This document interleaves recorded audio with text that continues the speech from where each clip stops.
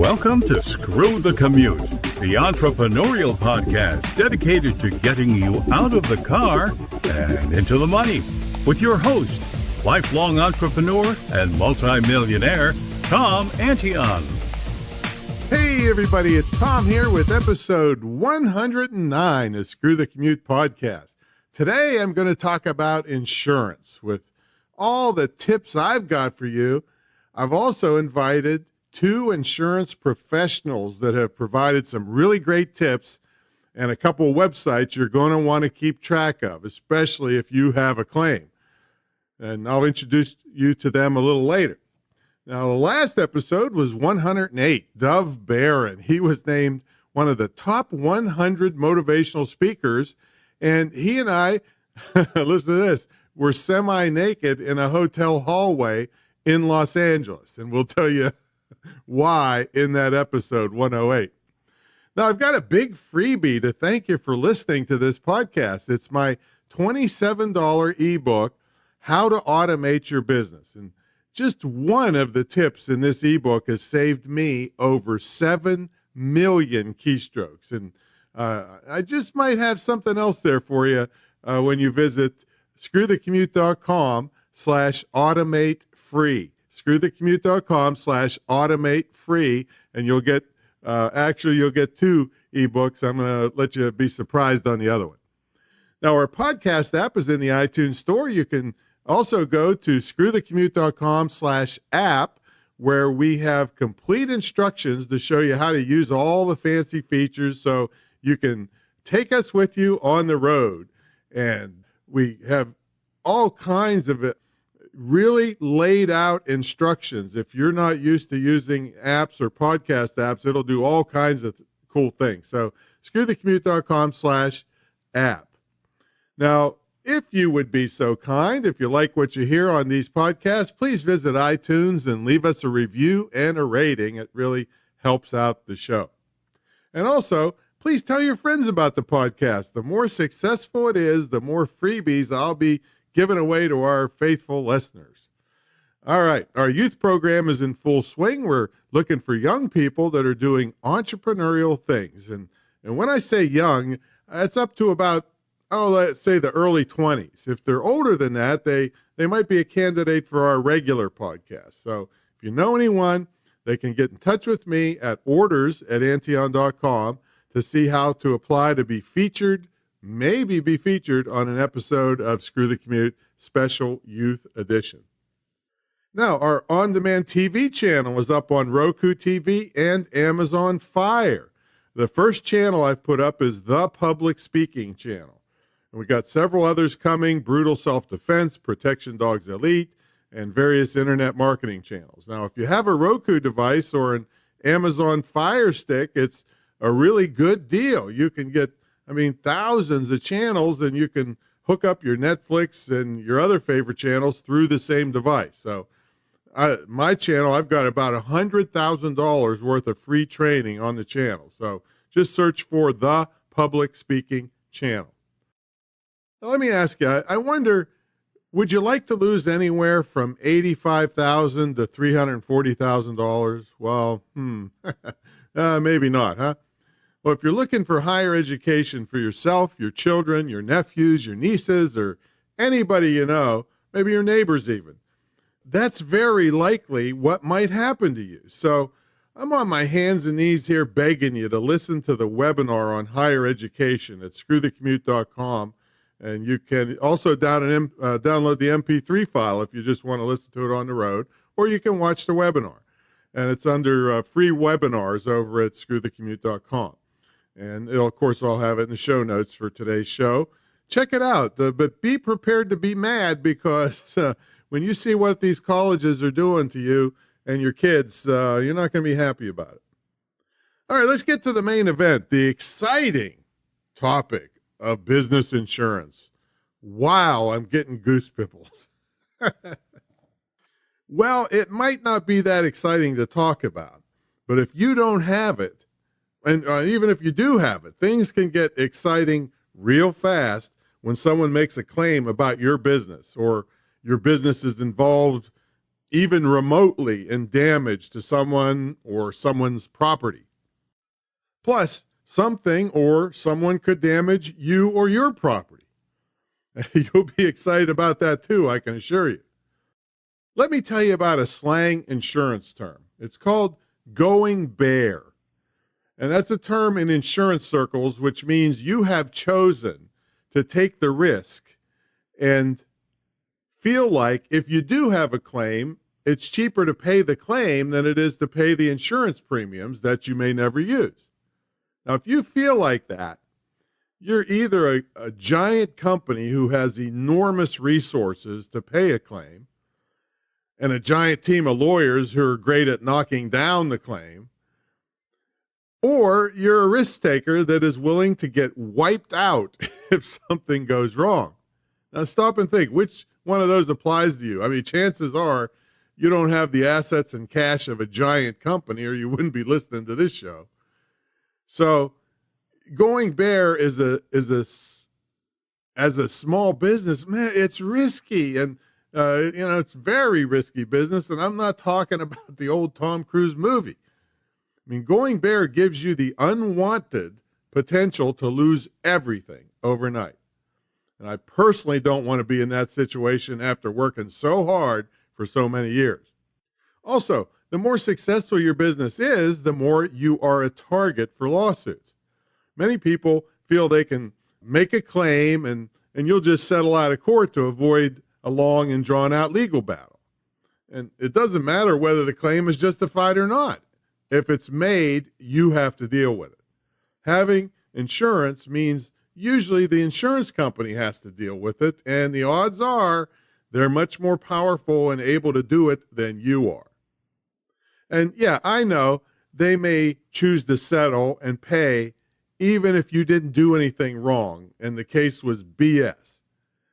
But the outrage you feel over that is not as bad as losing all your assets, all right, and possibly being forced into bankruptcy because you refuse to pay an insurance premium to protect yourself, your family, and your business. Now, you might say, hey, why would I need insurance? I just write books or I just do consulting from my home. Well, the answer is that all businesses have risk. I mean, somebody could claim your book made their son or daughter commit suicide. And even with all the disclaimers you put in and the free speech constitutional rights associated with writing a book, someone could still claim such a thing. And no matter how frivolous and outrageous the claim, you still have to defend it and hire a lawyer and spend days in court and so forth.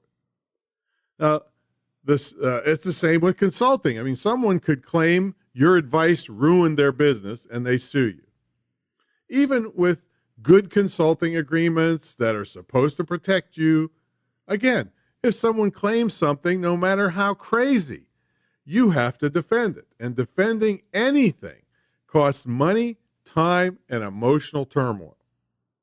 Just stop and think of some of the things that could affect a business. Heck, I mean, many don't even involve a malicious or an actually harmed customer. I mean, what if you suffered some disaster like a flood or a hurricane or wind damage or, I hate talking about this, lightning damage? It really irks me because I guess I'm taking one for all you screwballs out there. And part of the reason I wanted to do an episode about insurance was because of what happened with me with lightning damage. See, so here's the deal, and I'm choking just thinking about it.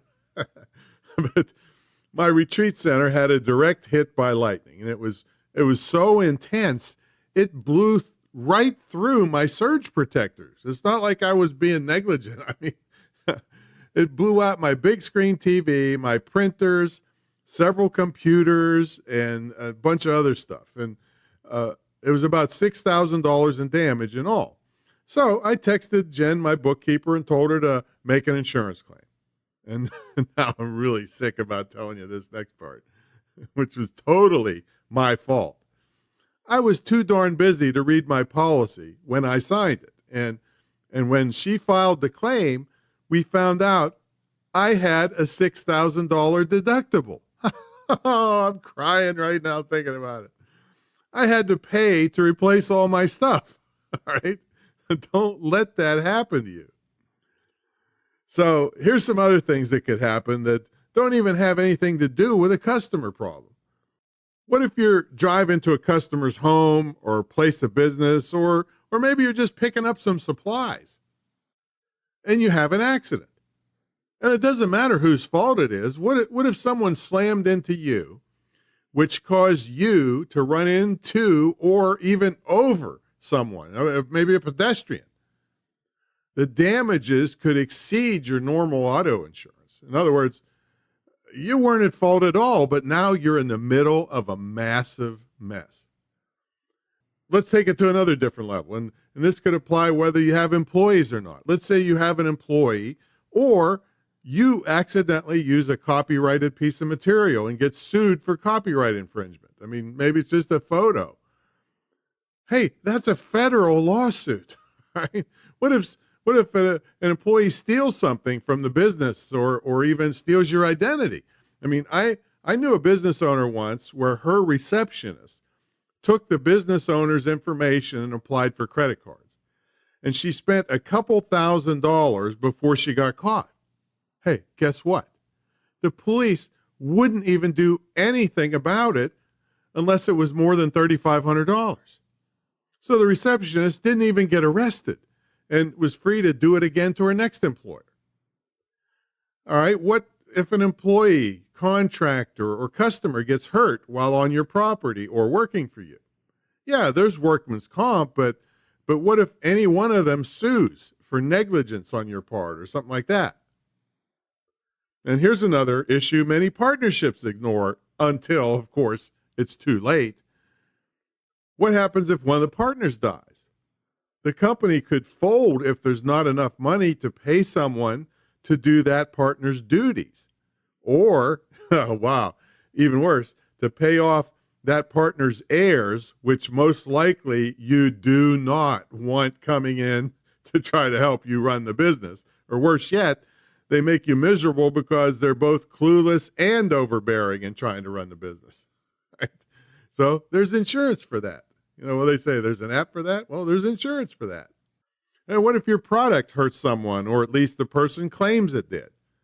Well, years ago when I was a freelance charter pilot, I flew a video crew to Terry Bradshaw's farm in Louisiana. And yeah, I'm talking about the former football star for the Pittsburgh Steelers. Now, they were shooting a commercial with Terry for this toy, which was just a disaster waiting to happen. I mean, it looked like the mortars you see in World War II movies. It had a big spring on a thin rod and a hard plastic football with a hole in the football from the point to the point. And a kid was supposed to push the football down the rod to compress the spring and lock the football at the bottom. And the kid would push a button and then run out into the yard. And then after a few seconds delay, the football was supposed to be shot off the rod into the air where the kid would run out and catch it. I mean, the idea was that the kid could practice being a football receiver all by himself. Oh my God. I don't know all the details, and it's not really funny. But the toy was immediately taken off the market because when the toy delayed too long, the kids would stand over the toy. I mean, kind of like having a misfire with a gun and then looking down the barrel to see what's wrong. The kids would get hit in the eye or the head and get hurt. And you can be darn sure Terry and the toy company had product liability insurance to pay the medical bills and the pain and suffering for those kids. All right, now I gotta tell you, this is going way back. I gotta take a cute sidebar here. See, is that as the pilot, I had nothing to do while the TV crew was filming. And I was basically sitting around Terry's house, and his mother happened to be there.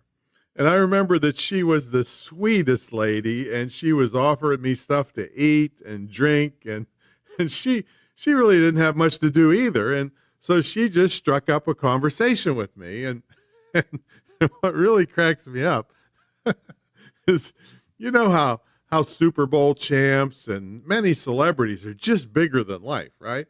Well, Terry Bradshaw's mom was chit-chatting with me and was saying things just like a typical mom. I mean, she actually said to me, this cracks me up when I think of this. That Terry is so messy. I always have to pick things up off the floor in his room. I'll never forget that. I guess they put their pants on just like us, right? Or not, or leave them on the floor just like us. Anyway, back to insurance. Well, there are tons of risk a business faces, and ignoring them could just be the end of your business and put your personal assets at risk. And one mistake small home-based business owners make is thinking their homeowner's insurance would cover their business assets and liabilities. This is absolutely not true. You should have a separate commercial policy to cover those things. Now, it doesn't hurt to call your homeowner's insurance agent to discuss your needs, and they may have a commercial policy available as an add-on or a separate policy they can sell you. But keep in mind, they probably have loyalty to their brand, and they may not have access to or even interest in pointing you towards a policy that's actually more suited to your needs. And that's where the independent insurance agent may be of value to you. These people have access to many companies and have the ability to mix and match and create a policy exactly matched to your needs. Now, don't get me wrong. I'm not suggesting that the independent insurance agents aren't just as profit for themselves motivated as a major brand agent is. Yeah, they want to make money. I'm just suggesting they may have more flexibility in finding you something that is more closely matched to your business. Another big mistake small business owners make is thinking that just because they formed a corporation or LLC, that their personal assets are exempt from lawsuits. Attorneys laugh at this idea. It's extremely doubtful that small businesses totally toe the line when keeping their business separate from themselves personally. I mean, do they have quarterly meetings with the board of directors and have a secretary take minutes and file formal reports? I doubt it. Do they use the same vehicle to take the kids to school as they do to pick up a dog for a dog training business? Probably. It's very doubtful that virtually any small business owner can keep a sharp attorney from, and this is the term I want you to realize, piercing the corporate veil. Piercing the corporate veil. This means they go after your personal assets because they claim to the court you're not really a separate entity from your business. And chances are they'll win. So get some darn insurance, okay? All right, I say get BOP. The BOP, or BOP, is a business owner's policy. It can save you some money by bundling different coverages into one policy instead of having multiple policies for each risk, like vehicles, theft, liability, business interruption, and all that stuff. Now, this is a good idea, but it still may not be enough depending on your situation. Now, to get the right coverages without spending a fortune on things you don't need, you really need to lay out a plan of what you will be doing in the business, like where, when, and why, so your agent can find the right coverage and amounts of coverage without going overboard. You have to balance the right coverage with the premiums. I mean, it doesn't make sense to pay so much in expensive premiums that you can't make a profit in your business. You should also revisit your plan periodically to see if you are doing now things that you didn't anticipate when you first started the business that require additional coverage. And maybe you're not doing things you thought you were going to do, so you can quit paying for that coverage. Now, just like I mentioned earlier, you really need to pay attention to deductibles. I really messed that up. I could have easily paid the slightly higher premiums for the lower deductible, but since I missed that in the policy, I got hit with $6,000 all at once. And yeah, sure, I could afford it, but what if you couldn't and the equipment damaged was a critical part of your business? Now, you want to hear something virtually no one tells you? Your rates could have something to do with your business credit. Many insurers will check that as a risk factor in insuring you.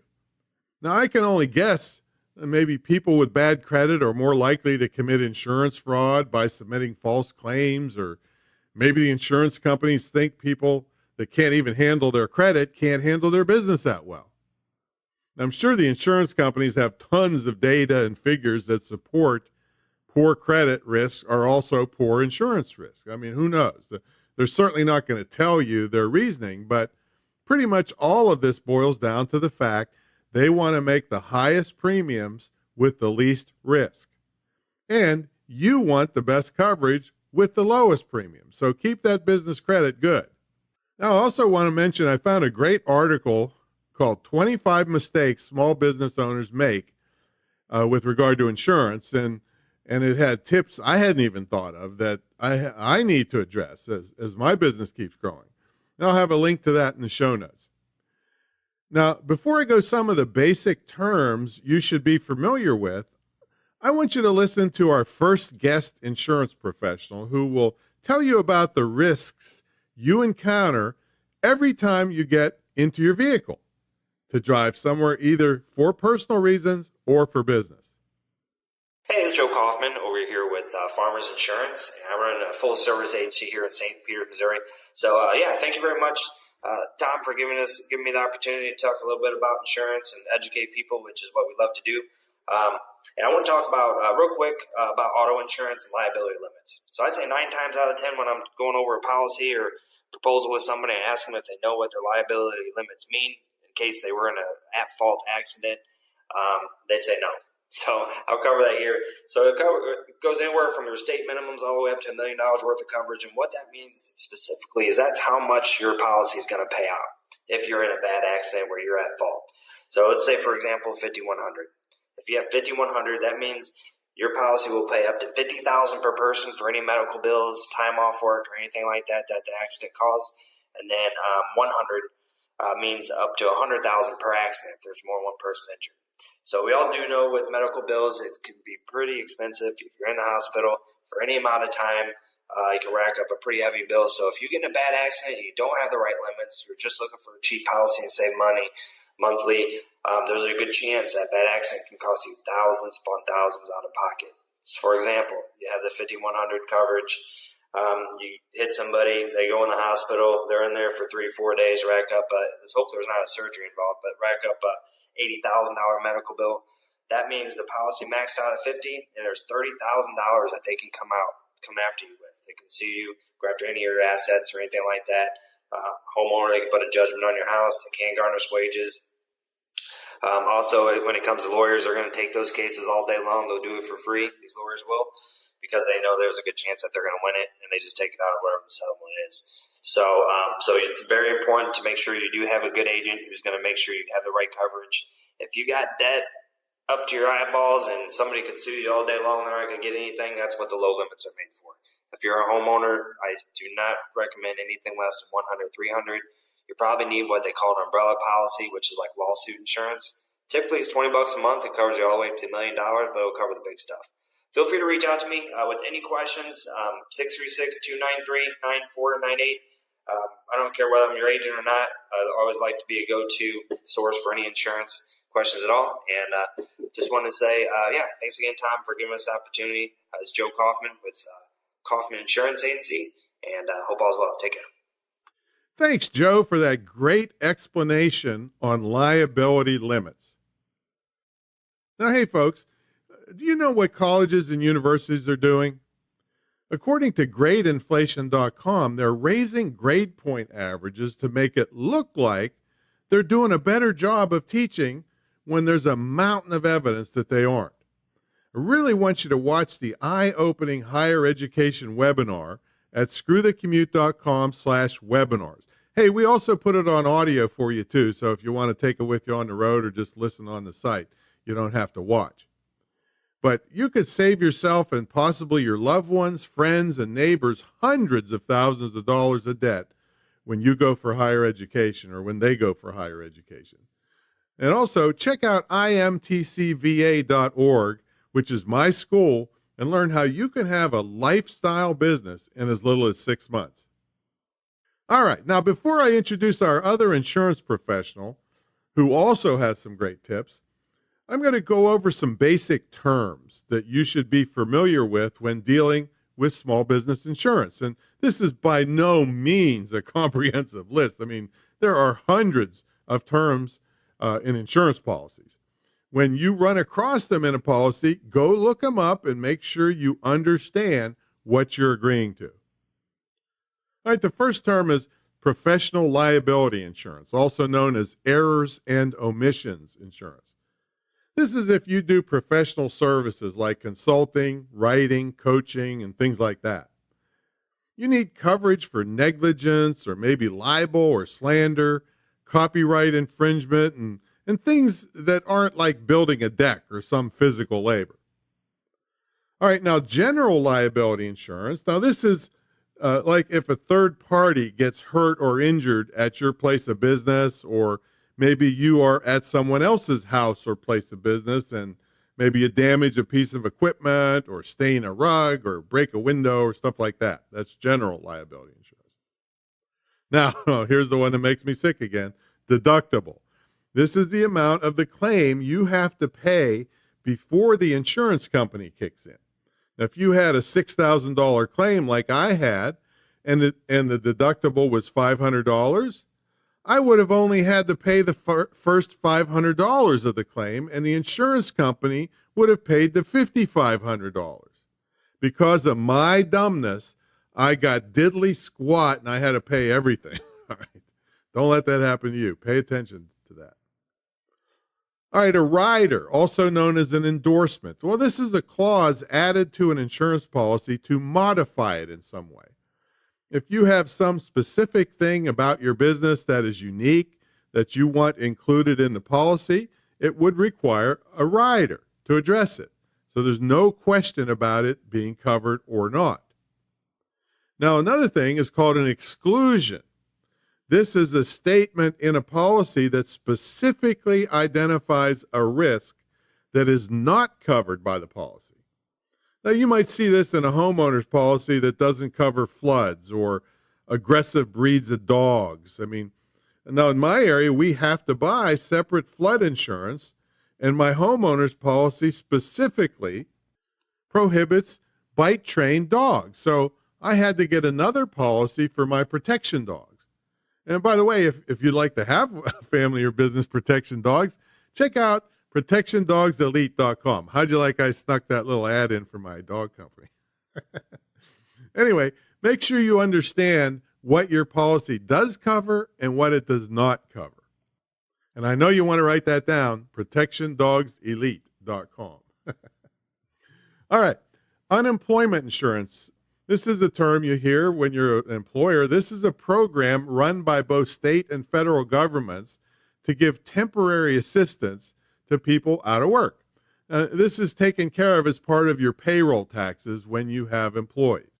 Umbrella policy. This is a term. This is a policy that is over top, kind of like an umbrella, of your other insurance policies and kicks in usually in catastrophic events that exceed the limits of your regular policy, or if something isn't covered in your regular policy.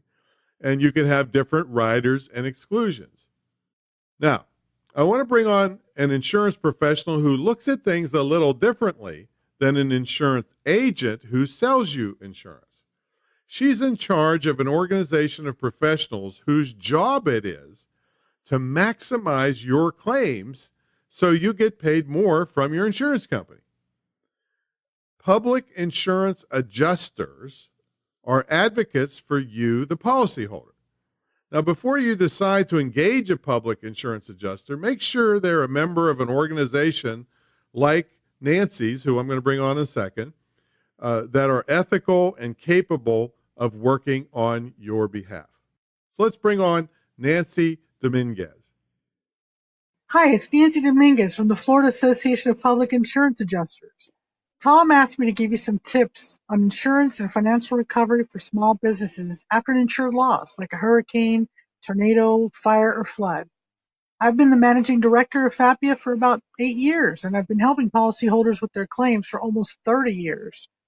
Here are some valuable small business insurance tips. Number one, nobody ever wants to have to file an insurance claim. They can be complicated, time-consuming, and take your focus away from your business. You want to make sure you purchase the right kind of insurance coverage for your small business. Take a look at your insurance policy. Do you know and understand what your limits of insurance coverage are? You don't want to find out after the hurricane, tornado, fire, or flood that you didn't have enough insurance coverage to put your property and your inventory back in the place it was before the loss. By then it'll be too late. Take a look at your deductible. Many times small businesses will try to save money on premiums by taking policies with high deductibles. This might save you money in the short term, but if you actually experience a loss, do you want to come out of pocket tens of thousands of dollars? In some cases, policies for larger properties can have deductibles of $1 million or more. Do you know what your out-of-pocket expense will be? Check your policy and learn what your deductible is. While you're doing that, go ahead and take a look for any riders or exclusions that have been added to your policy. These will either add or remove coverage. Sometimes it can come as a surprise to a small business owner after they've had a loss that an exclusion of coverage was added to their policy. This will result in unexpected out-of-pocket expenses that can put you out of business.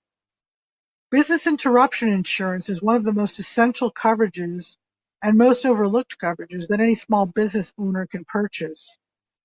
It's the insurance that will protect you in case your business has to close for any extended amount of time after a loss. Very important that you take a look at that. Look at your policy now. Are you covered? FEMA reports that over 40% of small business owners never reopen their doors following a disaster. Do you have flood insurance? Flood isn't covered on your business insurance policy, and even if you don't live in a flood zone, this is essential insurance coverage to protect your small business. Most of the people that were affected by the floods following Hurricane Harvey did not live in a flood zone. You just never know when it's going to happen to you. Protect your business by purchasing flood insurance. Remember, flood is not covered on your standard business policy.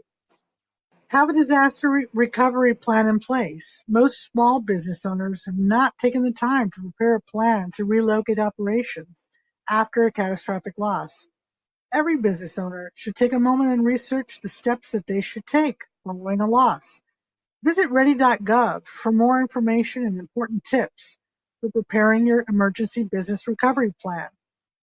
Finally, you should know that there are experts available, insurance professionals that help small business owners successfully navigate the complicated insurance claim process.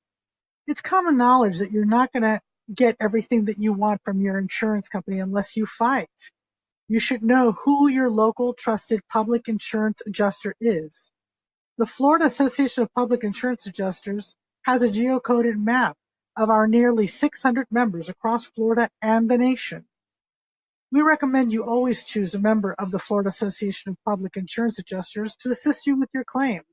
You can find FAPIA members at yourownadjuster.com. I want to thank Nancy for those great tips to things we need to pay attention to and where to find help if we're filing a claim.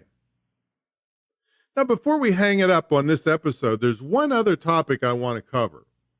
You need to pay attention to the people and companies that do work and provide services for you. For instance, what if someone stops at your door and offers to clean the debris and branches off your roof after a big storm? Hey, what if they fall off the roof and get hurt? Guess what? You're pretty much guaranteed to get sued and lose. Now, I don't let anyone work on my property unless they are an employee covered by my workman's compensation policy, or if they are a contractor that proves they have proper insurance in place for the type of work they're doing. Now, some services are much more dangerous and carry potentially large amounts of risk than others. Now, working on a roof or painting above ground level is way more risky than, let's say, measuring my floors for new carpet. I mean, running lawnmowers and weed eaters and hedge trimmers is way more risky than feeding your cats while you're on vacation, all right? Just make sure these people and companies have the proper insurance. I make them give me a copy of their policy, and I call the insurance company to make sure the insurance is actually in effect. Sure, they could make a copy of their policy that they never paid for, and the premiums and the insurance is no good. So I doubt they would show me a copy of their cancellation letter, right? Okay, one last story I want to leave you with. When you are successful, some of the bad elements of the world may seek you out to set you up for false claims. When I had my nightclub, a lady ordered hot coffee and had her husband purposely bump into the waitress so the coffee spilled on her. Hardly any coffee got on the lady, and it wasn't scalding hot anyway. She sued me for $5,000. I mean, this was in the early 80s. It was just sheer luck that I was telling this to my buddy who owned the bowling alley in town. He said the same thing happened to him a couple months earlier, and his insurance company paid the claim. He described the exact incident that happened at my nightclub, and he described the people that did it. Now, when I informed her attorney I knew this, the attorney and the couple disappeared, and I never saw or heard from them again. I got lucky, but you can't run a successful business on luck. Pay attention to your insurance concerns. Okie doke, that's it for this episode. I want to send my thanks to Joe Kaufman from Kaufman Insurance and Nancy Dominguez from Fapia, that's FAPIA.net, for their great tips. All right, now remember to get your free Automate Your Business book and another surprise I have for you at screwthecommute.com/automate free. And please, please, please subscribe and show a review or put a review over at iTunes. Now, watch or listen to the higher education webinar at screwthecommute.com/webinars. And then tune in for the next episode, 110, where we have Jeff Justice. He's built a super long career by just being funny, and you will be very surprised at who buys that skill of being funny from him. I'll catch you on that episode.